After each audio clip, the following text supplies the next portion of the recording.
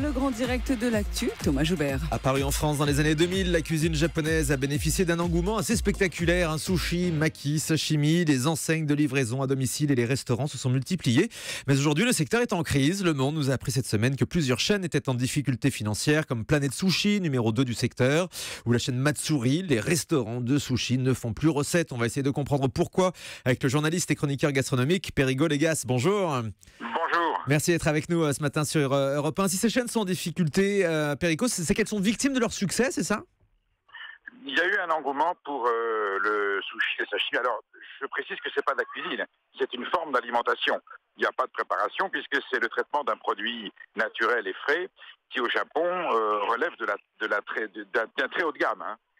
Et c'est-à-dire que ce qu'on trouve en France, pour vous, c'est pas de la gastronomie, quoi? Ah non, la gastronomie, c'est encore autre chose. J'ai dit que c'était pas de la cuisine, c'était une forme d'alimentation. Voilà, il y a une forme de puisqu'on prend le poisson, on le découpe et on le mange cru. Et le sublime de cette forme d'alimentation, c'est d'avoir le produit naturel dans son origine la plus authentique et la plus pure, ce qui implique que le produit soit exceptionnellement frais.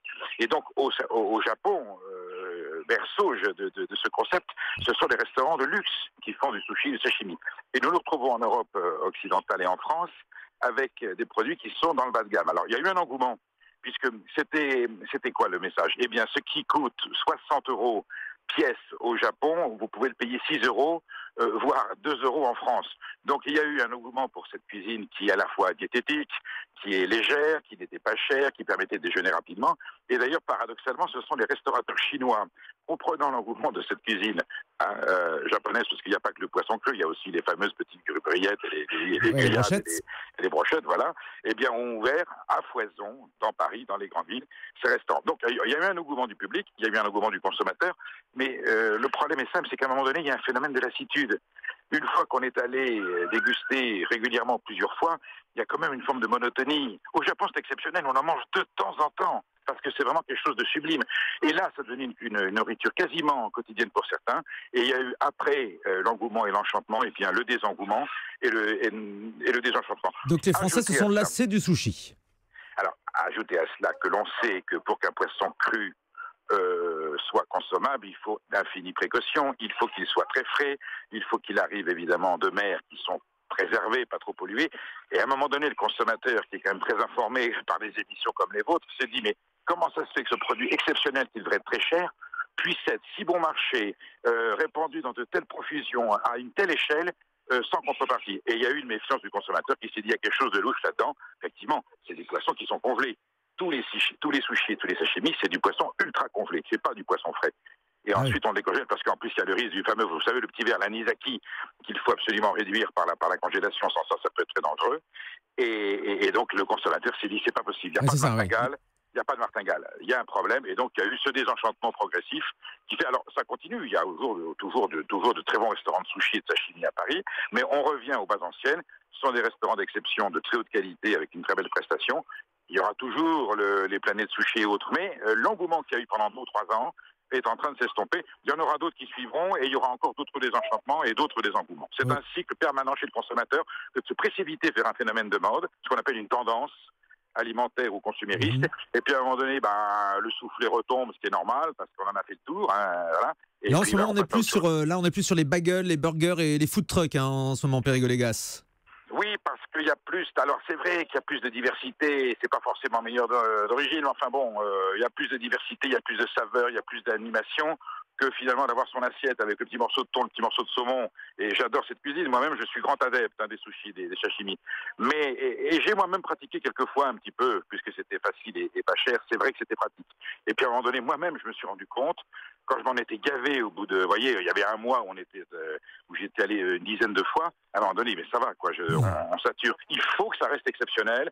C'est un produit totalement divin. C'est vraiment comme je vous dis, non seulement c'est pas la cuisine, c'est de l'alimentation sublime, ce poisson frais qui a été travaillé. Ça peut pas être à grande échelle, ça peut pas être fait comme dans une machine à grande distribution. S'il est bon, effectivement. C'est des baguettes, c'est autre chose, et puis il y aura Vous savez, le temps qu'on fasse le tour du monde de toutes les spécialités alimentaires mondiales qui circulent aujourd'hui avec la mondialisation, il y a de l'avenir encore. Devant eux. Ouais, effectivement. Voilà. Ces chaînes de sushi, elles sont aussi concurrencées, Perigo-Légas, on l'a vu dans l'étude du Monde, par les chaînes de supermarchés qui vendent et fabriquent elles-mêmes leurs sushis, avec aussi un problème de qualité, j'imagine. Alors ça, c'est encore plus grave, parce que c'était déjà du bas de gamme, ce qui se vendait dans ces grandes chaînes de poissons crus. Et la grande distribution s'est dit, mais pourquoi pas moi? Et la grande distribution, c'est quoi le leitmotiv? Je vais faire moins cher. Mais ça veut dire que je vais faire moins cher, ça veut dire que je vais faire encore un petit peu moins bien. Donc, les poissons crus, je ne remets pas en cause la salubrité de ces produits, mais ces poissons crus, ces choucis, ces sashimi vendus, embarqués dans la grande distribution, c'est du super bas de gamme. C'est de l'industriel total. Alors, ça touche une couche de la population qui se disait « moi, je ne peux pas accéder aux planètes sushi, c'est encore trop cher, mais là, par contre, je peux y aller ». Et là, je pense que le phénomène, à mon avis, il va faire pchit encore plus rapidement que l'autre.